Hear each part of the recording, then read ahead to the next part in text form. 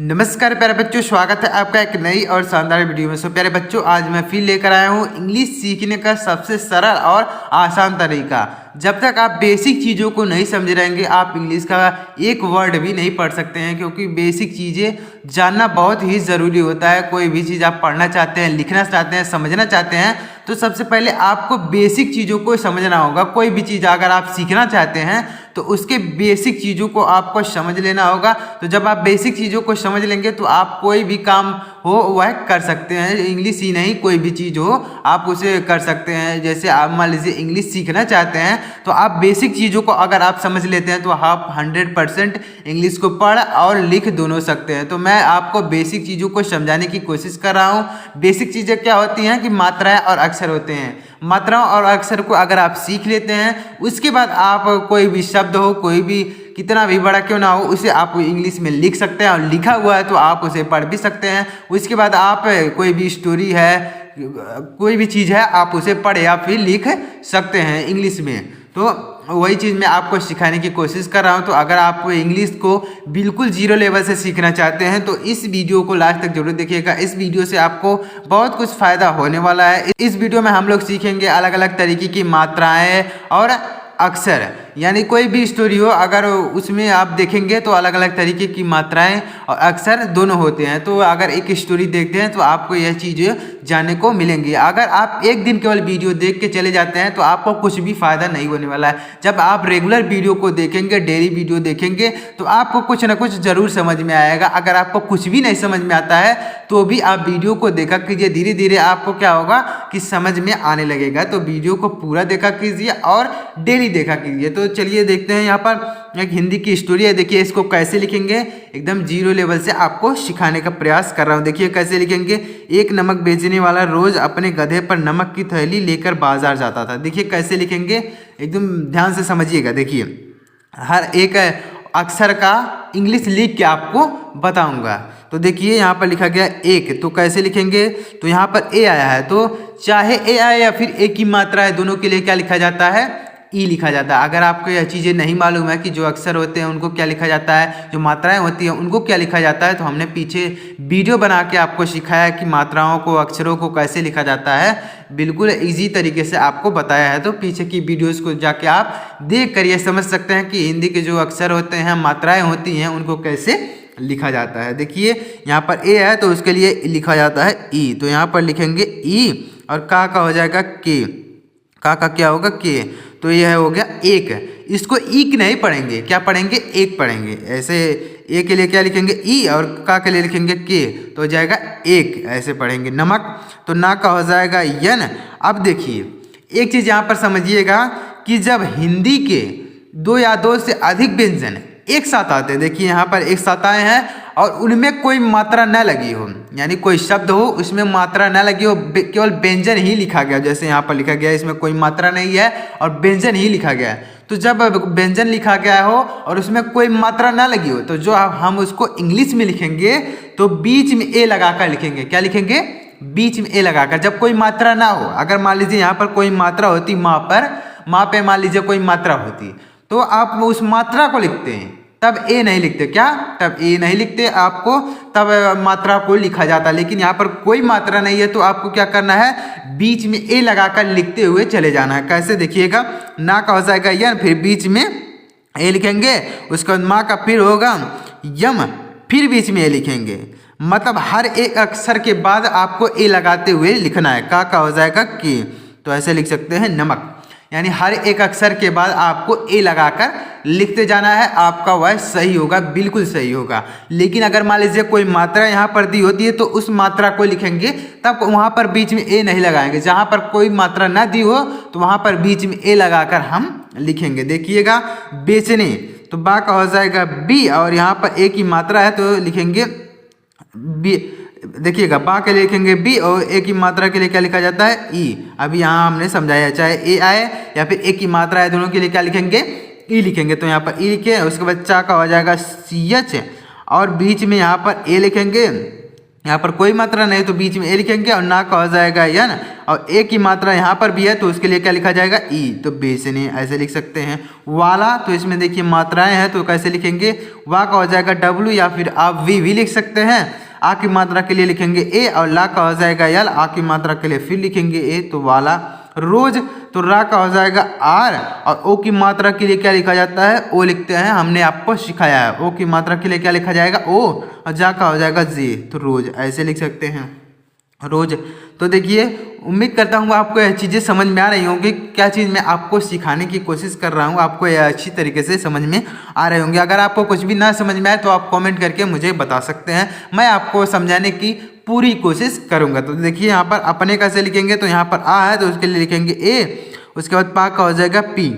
तो आप सोच रहे होंगे सर आपने बताया कि जब हिंदी के व्यंजन एक या एक से अधिक व्यंजन आए और उसमें कोई मात्रा न लगी हो तो आप बीच में ए लगाकर लिखेंगे, लेकिन यहाँ पर तो आपने ए नहीं लगाया। तो ए इसलिए नहीं लगाया क्योंकि यहाँ पर ये व्यंजन नहीं है, यह स्वर है, यानी यह स्वर है और ये व्यंजन तो अलग अलग जब आएंगे तो आपको बीच में ए लगाने की जरूरत नहीं है। जैसे यहाँ पर स्वर और व्यंजन एक साथ आए हैं तो यहाँ पर ए नहीं लगाएंगे, सीधे लिखेंगे। जैसे आ का हो जाएगा ए और पा का होगा पी, तो अपने ऐसे लिख सकते हैं। उसके बाद यहाँ पर आप बीच में ए लगा भी सकते हैं और नहीं भी लगा सकते हैं, कोई दिक्कत नहीं। तो ऐसे यहाँ पर लिखेंगे यन, और ना का होगा यन, ए की मात्रा के लिए क्या लिखेंगे ई, तो अपने ऐसे लिख सकते हैं। गधे तो गा का हो जाएगा जी, उसके बाद फिर बीच में ए लिखेंगे, हमने बताया कि बीच में ए लिखेंगे। उसके बाद धा का हो जाएगा डी एच, और ए की मात्रा के लिए क्या लिखेंगे ई, तो गधे।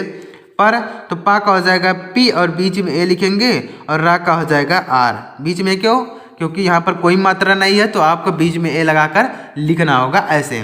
नमक तो नमक जैसे ऊपर लिखा गया तो ना का हो जाएगा यन, बीच में ए लिखेंगे, माँ का हो जाएगा यम, फिर बीच में ए लिखेंगे, और का हो जाएगा के, तो नमक ऐसे लिख सकते हैं। की तो का हो जाएगा के, और यहाँ पर बड़ी की मात्रा है तो उसके लिए आप डबल ई भी लिख सकते हैं या फिर आई लिखते हैं तो भी सही है, कोई दिक्कत नहीं है।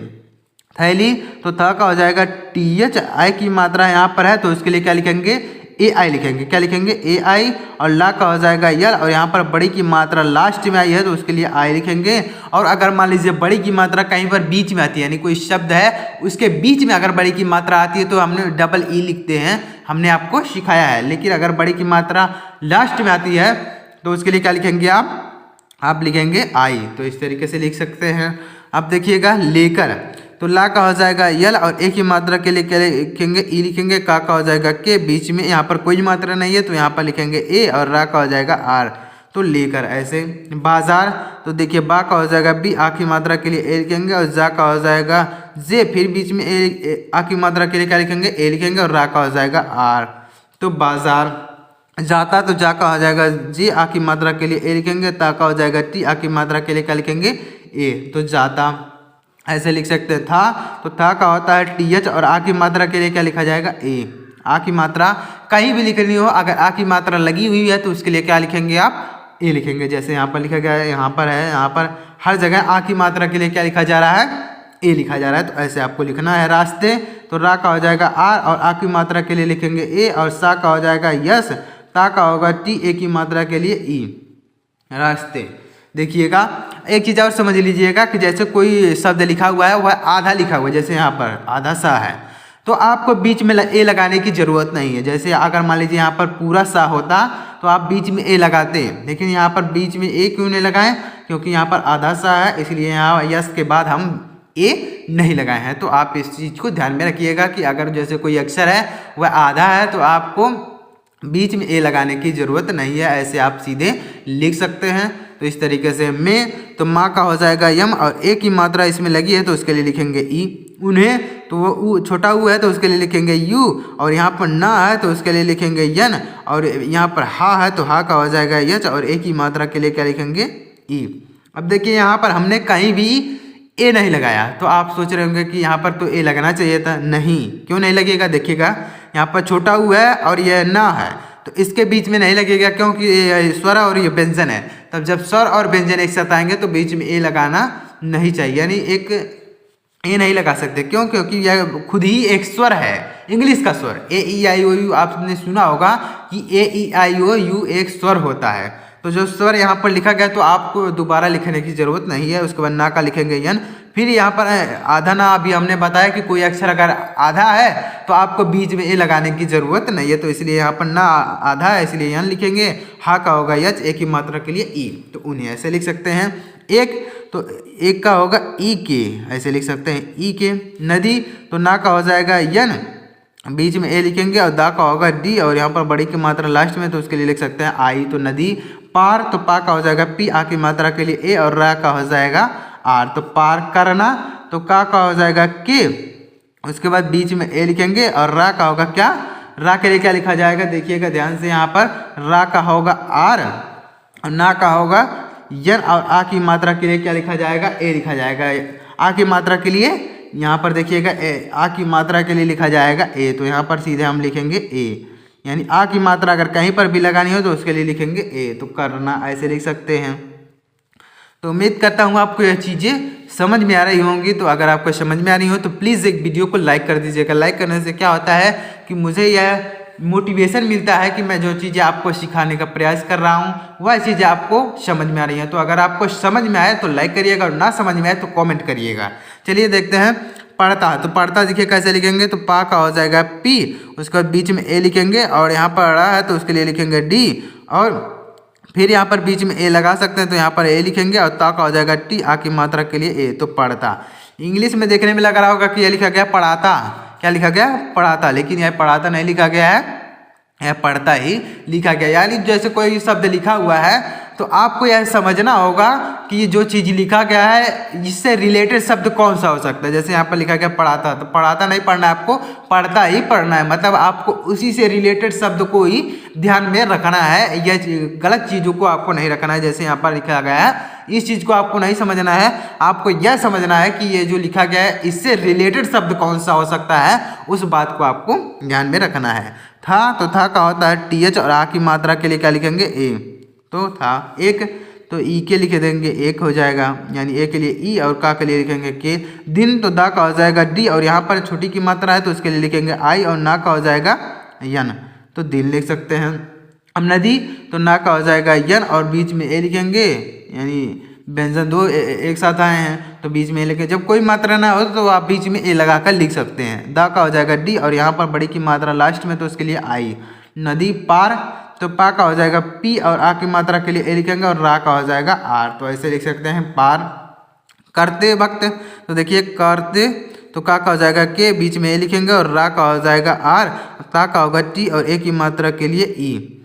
एक चीज़ और समझ लीजिएगा कि देखिए जैसे कोई हिंदी के दो व्यंजन आए हैं और एक पर मात्रा लगी हो और एक पर मात्रा न लगी हो, तो आप यहाँ बीच में ए लगा भी सकते हैं, यानी रा का क्या होगा आर, और बीच में ए लगा भी सकते हैं। अगर आप बीच में ए लगाते हैं तो भी सही होगा, और अगर आप यहाँ बीच में नहीं लगाते हैं ए तो भी सही होगा, वही अर्थ निकलेगा। जैसे यहाँ पर लिखा गया क्या, यहाँ पर दो हिंदी के व्यंजन है तो बीच में हमने ए लगा दिया। यहाँ पर भी हिंदी के दो व्यंजन है लेकिन एक पर मात्रा है, तो आप बीच में यहाँ पर अगर ए लगाते हैं तो भी सही होगा, और अगर ए नहीं लगाते हैं तो भी सही होगा। तो ऐसे आप लिख सकते हैं। वक्त तो वाह का होगा डब्लू, और बीच में ए लिखेंगे, और का होगा के, और ता का हो जाएगा टी। वक्त जब कोई अक्षर आधा हो तो बीच में ए नहीं लिखा जाता। गधा तो गा का हो जाएगा जी, बीच में ए लिखेंगे, और धा का हो जाएगा डी एच, और आ की मात्रा यहाँ पर तो उसके लिए लिखेंगे ए, तो गधा। अचानक तो आ का हो जाएगा ए, और उसके बाद चा का हो जाएगा सी एच, और आ की मात्रा के लिए ए लिखेंगे, और ना का हो जाएगा यार, फिर बीच में ए लिखेंगे, और का हो जाएगा के, तो अचानक।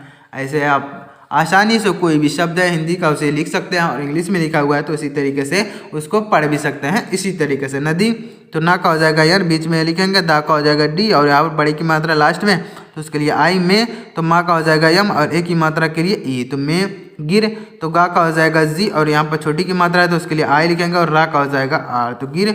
गया तो गा का हो जाएगा जी, बीच में ए लिखेंगे, यानी हिंदी के दो व्यंजन एक साथ है, और या का हो जाएगा वाई, आ की मात्रा के लिए क्या लिखेंगे ए, तो गया।